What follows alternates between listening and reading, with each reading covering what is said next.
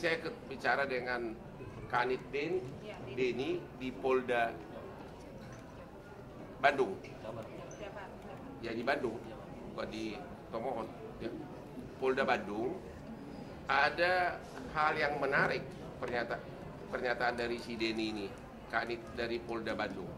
Dia bilang kasus ini rupanya sudah dilimpahkan dari 2016 ke Polda dari Polres Cirebon.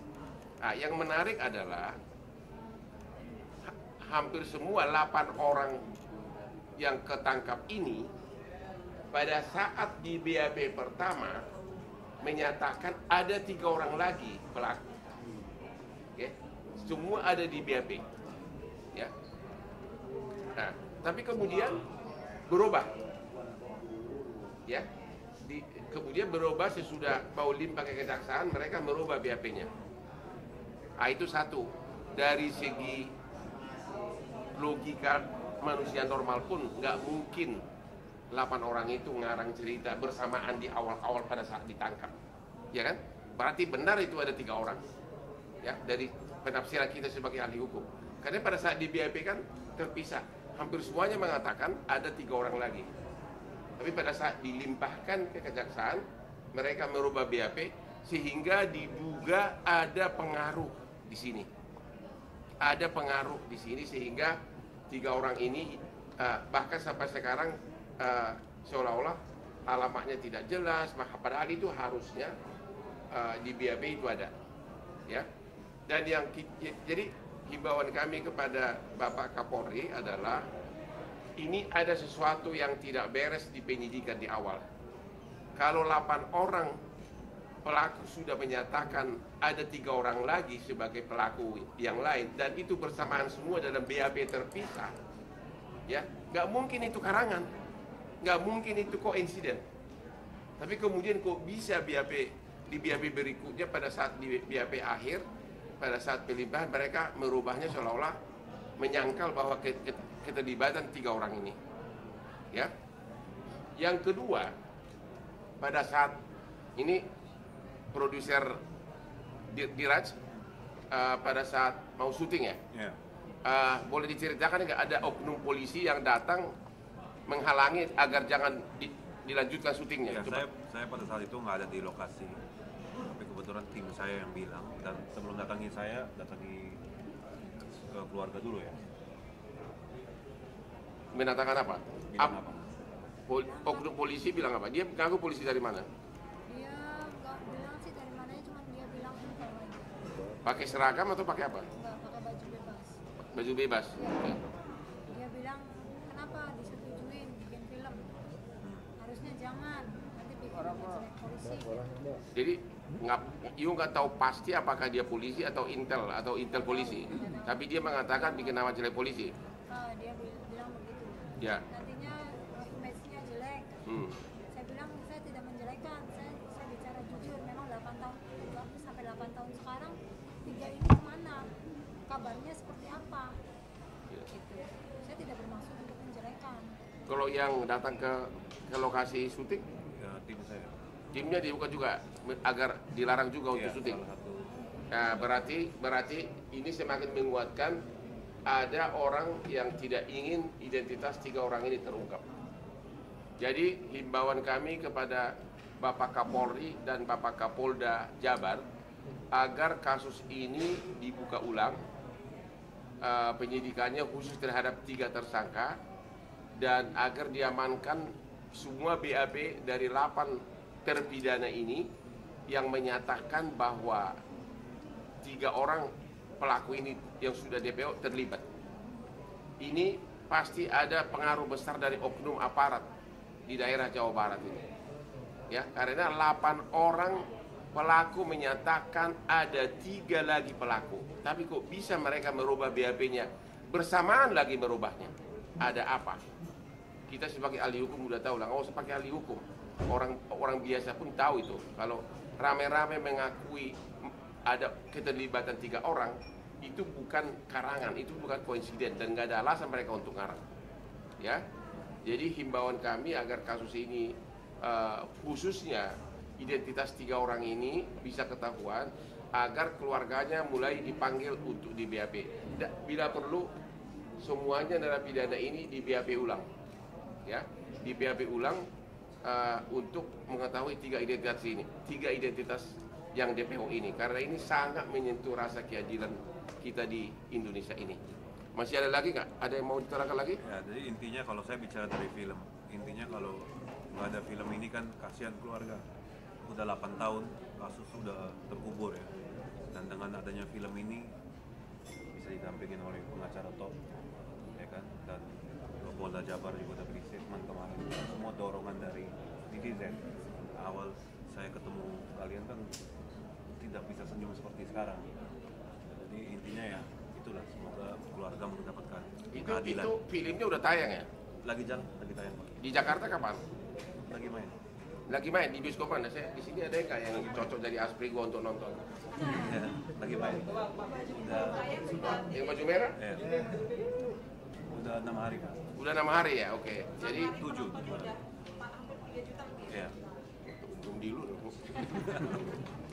Oke, namun demikian, tentu tetap terima kasih karena gara-gara itulah kasus ini, pengais keadilan ini.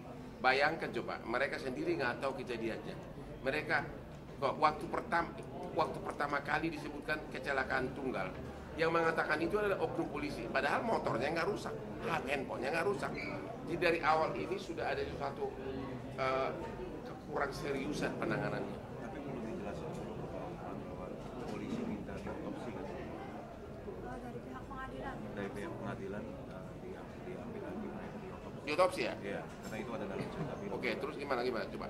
Jadi waktu yang memerintahkan otopsi itu siapa? Dari pihak pengadilan katanya sudah otopsi biar pernyataan, menguatkan pernyataan bahwa memang dalam kemaluan korban sudah ada kemaluan. Jadi diotopsi sesudah berapa lama meninggal? Otopsi 9 hari. Oh, bukan pengadilan dong. Oh, berapa yang merintahkan siapa ya? Pokoknya ada perintah otopsi 9 hari dia sudah meninggal. Iya. Oke, kan belum sampai ke pengadilan. Tapi akhirnya diotopsi benar bahwa memang adalah bukti penganiayaan ada, termasuk pemerkosaan juga ada. Oke, sekarang silakan bertanya. Dari mana? Pertama, kalau mengumumkan DPO harusnya nggak boleh samar-samar dong. Ya, jadi itu yang kami himbau lagi kepada Polda Jabar. Tolong segera dilakukan, makanya saya bilang tadi penyidikan ulang. Karena apa? Hampir dalam semua tindak pidana yang DPO, apalagi orang Indonesia, dia selalu pulang ke keluarganya, selalu menghubungi keluarganya. Jadi kalau identitasnya tahu, jejak digitalnya gampang didapat. Apalagi 8 tahun. Contoh nih, ini ada contoh nih. Ini tindak pidana kekecilan. Waktu restoran kita Hotman yang di Tajur Bogor, manajernya bawa kabur uang penjualan 2 malam 110 juta.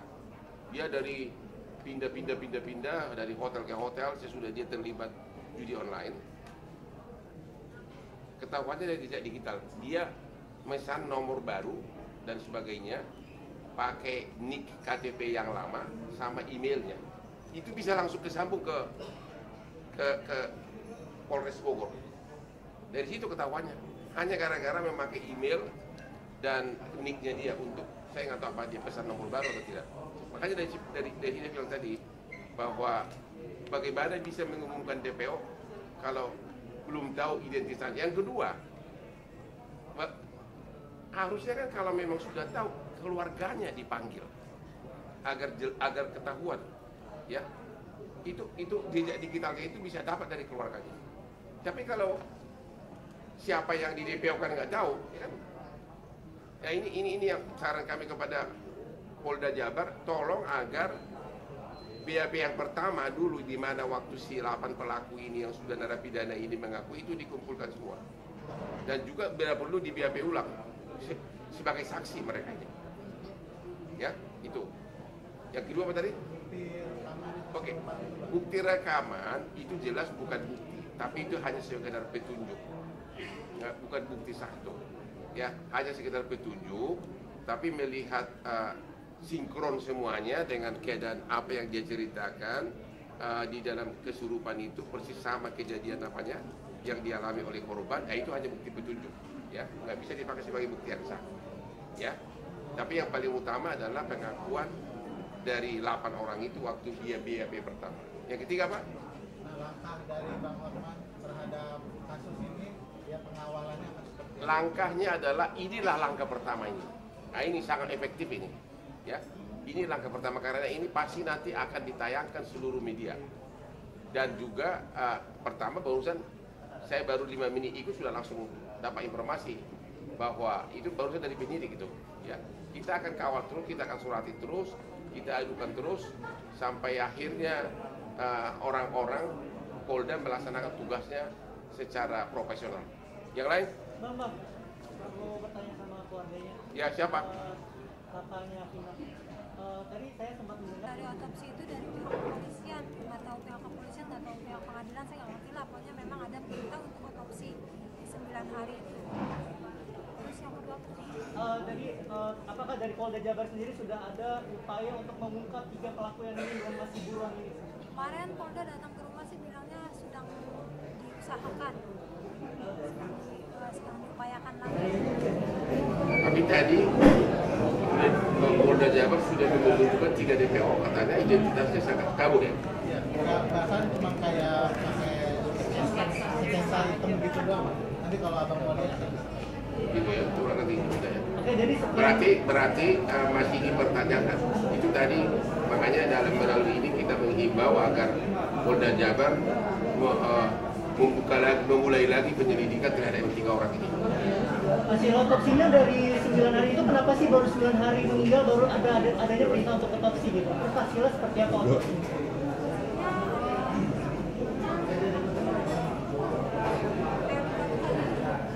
Sudah pasti adalah karena korban penganiaya, makanya di persidangan terbukti semuanya dihukum seumur hidup kecuali yang di bawah umur cuma 8 tahun. Dan itulah bukti bahwa memang penganiaya itu sudah merupakan bukti bahwa memang benar bukan kecelakaan tunggal. Ya, alasannya setelah 9 hari diotopsi itu kenapa? Alasannya Mereka nggak tahu, saya tahu detail itu. Orang ini kan orang rakyat kebanyakan nggak tahu lah sampai detail itu. Itu mungkin ditanyakan kepada Polda Jatim, karena ternyata kasus ini langsung dilimpahkan 2016 ke Polda Jabar.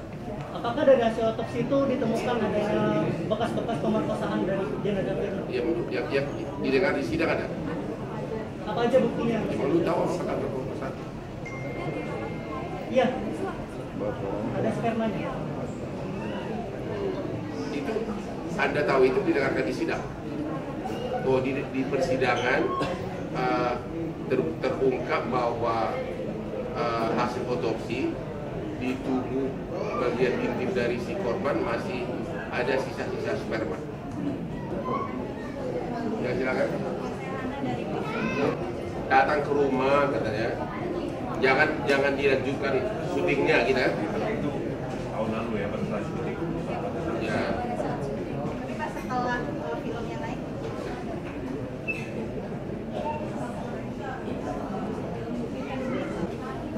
Almarhum Vina sama almarhum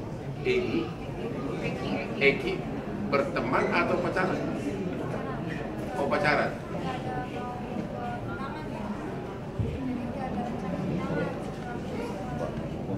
Oke. Ada nggak dari pelaku ini yang cemburu atau cintanya ditolak atau apa?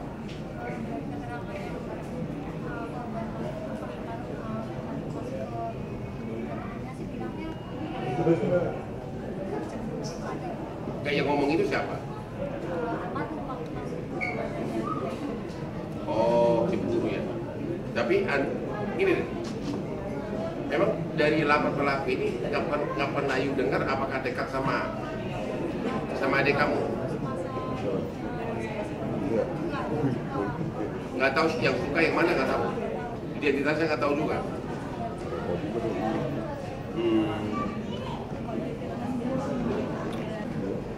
Bang akan menghadirkan keluarga Eki itu nggak sih Bang? Apa? Selama ini kan yang pihak temannya Bang Vina itu kan nggak pernah keluarganya dihadirkan. Ini kan ini kan baru pertama kali, ya kan? Jadi ya gue nggak tahu sampai ada mungkin akan datang nanti menyusul, ya. Karena ini baru pertama kali aku pun mulai ikut ini karena udah nggak tahan. Setiap malam ada juga netizen ganggu saya di WA saya bunyi terus, ya bunyi terus. Gua kira gara-gara video viralnya si Tante MB yang dia bilang tidak butuh cowok, gitu. Ternyata Vina dulu akhirnya itu saya itu setiap malam itu harus disaring, kalau nggak disaring di Indonesia pengaduan itu datang, ya termasuk yang saya ini WA sama DM saya itu penuh mengenai Vina aku sendiri nggak tahu kasusnya jujur aja, langsung saya suruh tim riset, akhirnya baru mulai tertarik, ternyata menarik sekali, ya.